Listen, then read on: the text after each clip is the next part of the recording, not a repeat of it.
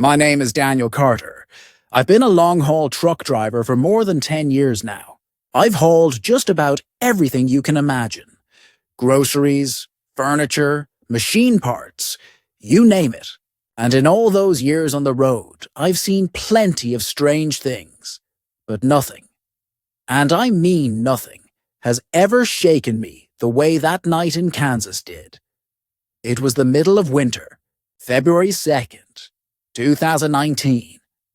I remember the date so clearly because it was a Monday, and I was on a tight deadline to deliver a shipment from Topeka down to Wichita. Normally, that stretch of highway is nothing special. Flat land, open fields, and long, lonely roads. But that night, it felt different. The air was heavy with fog, and the temperature was dropping fast. The kind of night where you can see your breath even inside the cab. If the heater slips for just a second. The roads were empty. Not a single pair of headlights behind me. Not a single taillight ahead. Just me, my 18-wheeler, and the endless stretch of black asphalt, cutting through the dark. I remember glancing at the clock on my dashboard. It read 2:47 a.m. That dead hour of night when your body starts begging you to pull over and rest. But I didn't stop. I couldn't afford to. Deadlines don't care if you're tired. Deadlines don't care if you're human. That's when I saw him. At first, I thought it was just the fog messing with me. A trick of the headlights, maybe. But no, the closer I got, the clearer it became. There was a man standing on the side of the road. He wasn't waving for help. He wasn't trying to flag me down. He was just standing there, perfectly still. His clothes were pitch black, blending into the night except for the faint glint of something wrapped around his neck. A scarf. A long, dark scarf. But it wasn't the scarf that made my stomach drop. It was his neck. Even from a distance, I could tell something was wrong. His neck looked stretched, too long, like it didn't belong to a human body. I slowed down without even realizing it, my foot easing off the gas. My instincts as a driver told me to be cautious. Maybe this was a drunk, or a hitchhiker, or somebody broken down. But deep down, something told me to keep going. Something inside me whispered, "Don't stop." When I was maybe 100 feet away, the man turned his head, slowly, unnaturally, like his neck was bending in ways it shouldn't, and looked straight at me. And just like that, he ran. Not toward me, not down the road, but into the trees. The speed of it, the way his body moved. It wasn't right. It wasn't human. I gripped the steering wheel tighter, knuckles turning white, and pushed the truck forward. The road swallowed him up behind me. I wanted to believe I'd imagined it, that it was fatigue, a trick of my tired eyes, but I knew better. Because that was just the beginning. I kept driving, trying to shake off the feeling. My heart was pounding in my chest, every beat echoing in my skull like a drum. I told myself it was nothing, that I was tired, my mind playing tricks. But I couldn't stop glancing in the rearview mirror, half expecting to see him there, watching, waiting. The highway stretched on endlessly, straight as an arrow, lined by fields of corn that rustled in the cold wind. The fog was thicker now, curling around the headlights like ghostly fingers. My hands gripped the wheel so tightly they ached. Every shadow on the side of the road made me flinch. Every bend in the road, a potential hiding spot. About 20 minutes later, I thought I'd calmed down. The rational part of my mind told me, "You're a trucker. You've driven these roads at night before. You're just tired. Focus on driving." And then I saw it again. Something, or someone, darted across the road in front of me. I slammed on the brakes, the tires screaming against the asphalt, and my stomach dropped into my shoes. At first, I thought it was a deer, But as the headlights lit up the figure running into the trees, I realized with a sick feeling in my gut that it was another person. I couldn't make out any features, just the shape, the movement. But the way they ran was off, too fluid, too fast. It was like they weren't bound by human limitations. I exhaled shakily, shaking my head, telling myself again, "It's just your mind." But the truth was, I didn't want to see it again. And I sped up, heart racing, trying to put as much distance between me and whatever it was. The next stretch of road was silent, too silent. The only sound was the hum of my tires and the wind rushing past the cab. My eyelids felt heavy. My body ached from hours behind the wheel. I told myself I could make it to the next rest stop, just a few more miles, and then I could sleep.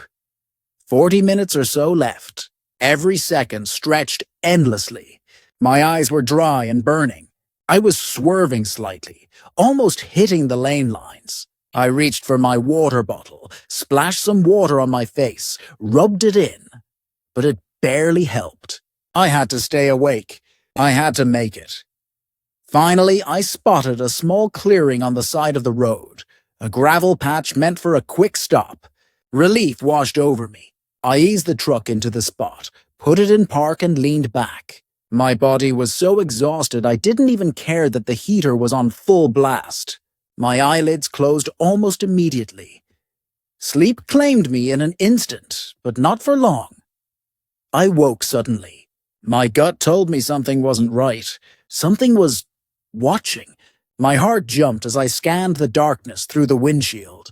Without thinking, I flicked the headlights on. And there he was, the same man with the scarf, standing at the edge of the clearing, staring directly at me. This time, I could see his face clearly, eyes wide, unblinking, smile stretched unnaturally across his face. He was looking right at me, not a flicker of hesitation, not a shadow of fear, just watching. I slammed the truck into gear, heart pounding, and drove out of that clearing as fast as I could. I didn't stop until I reached my destination. My hands were trembling so badly I could barely shift the gears. Even after reaching the warehouse, even after sleeping in the truck lot, I couldn't shake the image of his face. I kept thinking, how did he get there? Did I really see him? Was it fatigue or something worse? And the truth is, I don't know, because some things on the road are too strange, too unnatural to explain. The next day, I couldn't stop thinking about what I had seen. Every time I closed my eyes, I saw those wide, unblinking eyes and that twisted smile. Even in broad daylight, the memory made my skin crawl. I tried to chalk it up to exhaustion. 10 hours behind the wheel, late nights, freezing temperatures. Surely my mind was playing tricks on me. But something deep down told me it wasn't just fatigue. That night, I had to drive again. A different route. A shipment to a small town about an hour away. I told myself I'd be careful, that I wouldn't take my eyes off the road, and that nothing strange would happen again. The highway was familiar, empty and silent. The fog returned, curling around the cab like smoke from an unseen fire. My headlights cut through it, illuminating only a few feet ahead. And then, in the distance, I saw movement. My stomach dropped. My hands tightened on the wheel. Could it be him again? As I got closer, the figure became clearer. A man. Black scarf, black clothes, unnaturally long neck, standing perfectly still on the side of the road. I slammed the brakes. My mind raced. This had to be impossible. How could he have walked 10 miles in minutes? How could I see him here again? And then he smiled. That same grotesque, impossibly wide grin. I didn't stop. I didn't even blink. I pressed the gas, adrenaline flooding my system. He stayed on the side of the road as I drove past, watching, never moving. like he was carved into the shadows themselves. I tried to rationalize. Maybe it was a hallucination after all. Maybe my brain was creating something my eyes wanted to see. But no hallucination had ever felt so real, so present. By the time I reached the warehouse, I was shaking. My supervisor asked if I was okay. I lied. I said I was tired, overworked, nothing more. But inside, I knew the truth. Something out there was not human. Something I had barely escaped. Over the next few weeks, I avoided that highway whenever possible. I drove different routes, kept my eyes glued to the road, and never, ever stopped at night.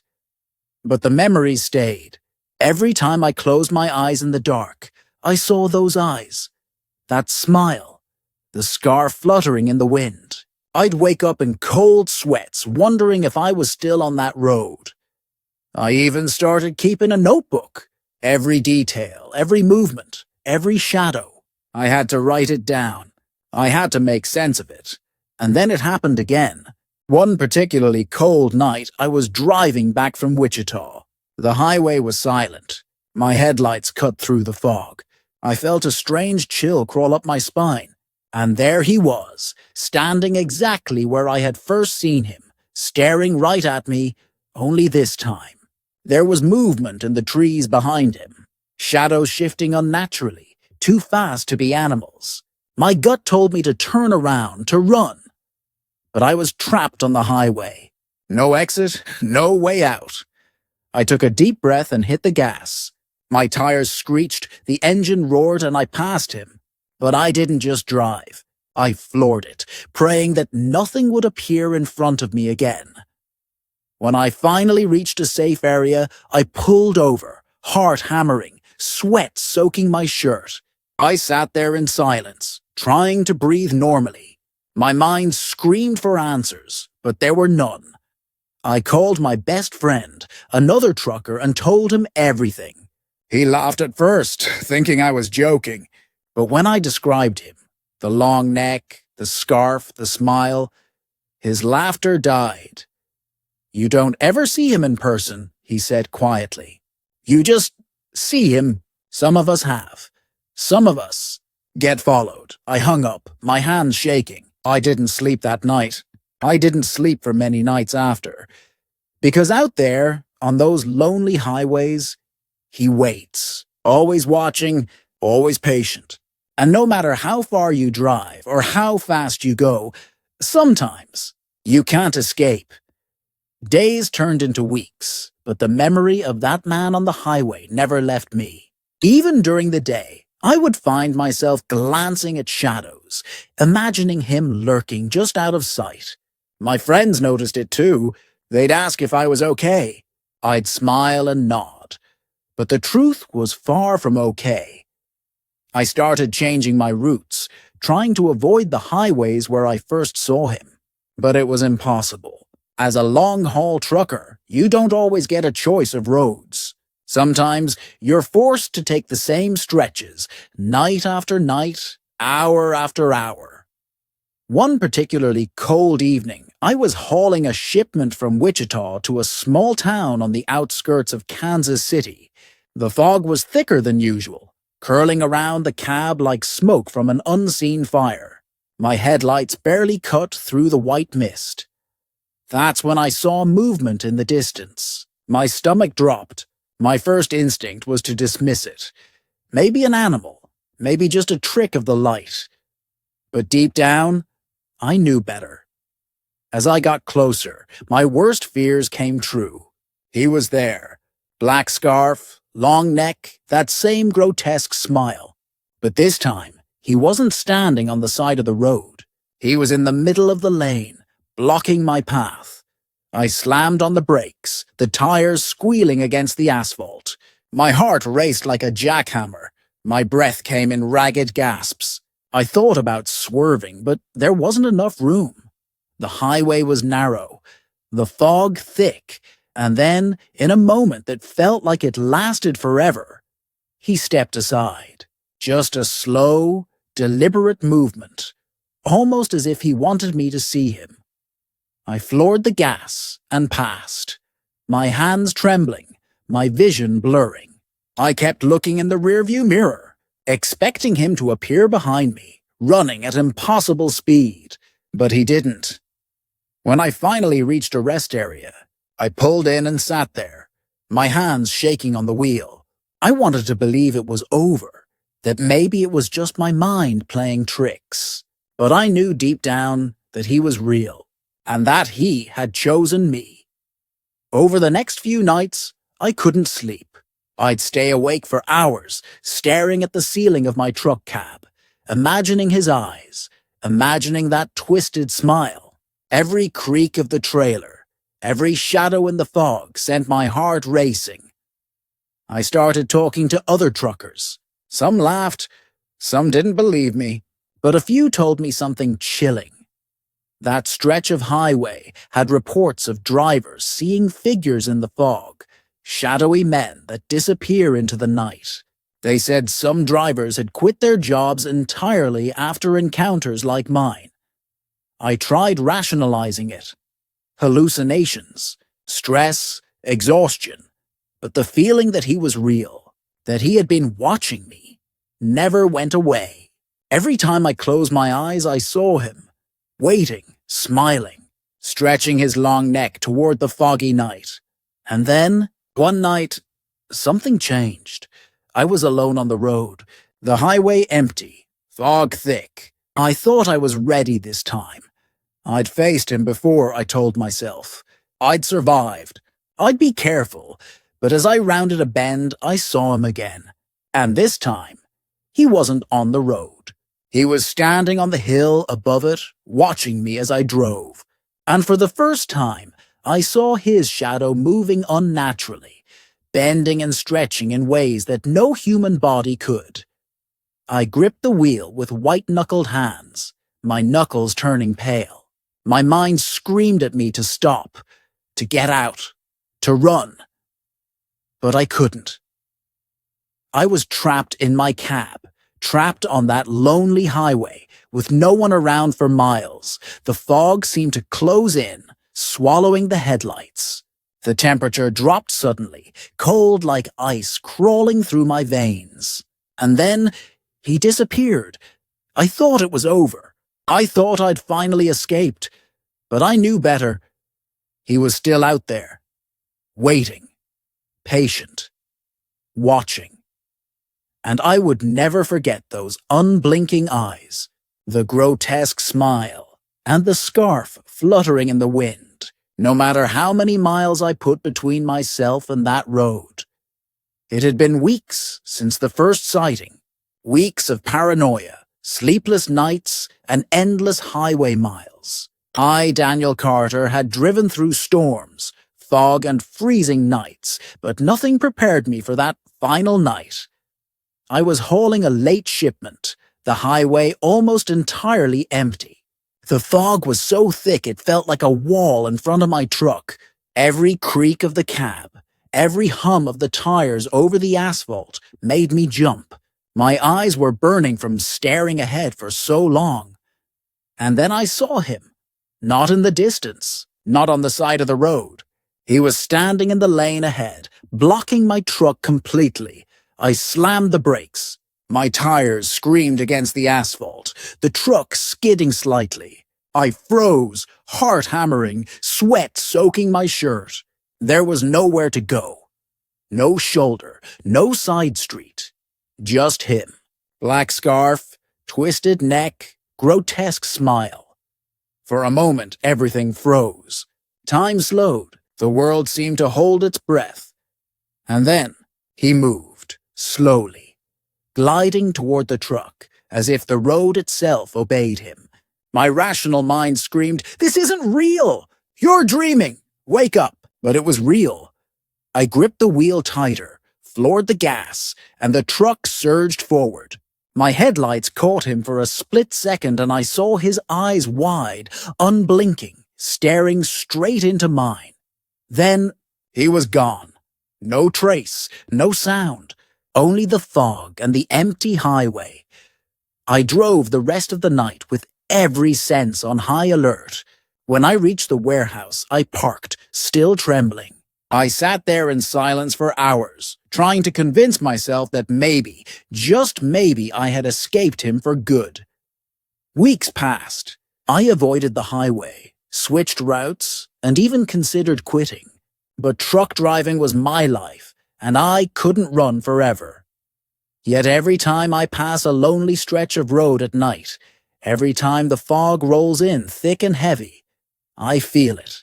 The watching eyes, the twisted smile, the patient presence. And I know, deep down, that he's still out there, waiting, always. So if you're a trucker driving alone on an empty highway, maybe you'll see him too. Maybe you'll feel the chill crawl up your spine and the hair on the back of your neck stand on end. Remember my story. Stay alert and never underestimate the shadow of the night. If you enjoyed this story and want more spine-chilling trucker horror tales, make sure to hit that subscribe button and turn on notifications so you never miss a story. And I want to hear from you. Have you ever had a strange or unexplainable experience on the road? Share your story in the comments below. Thanks for watching. Stay safe out there and keep your headlights on.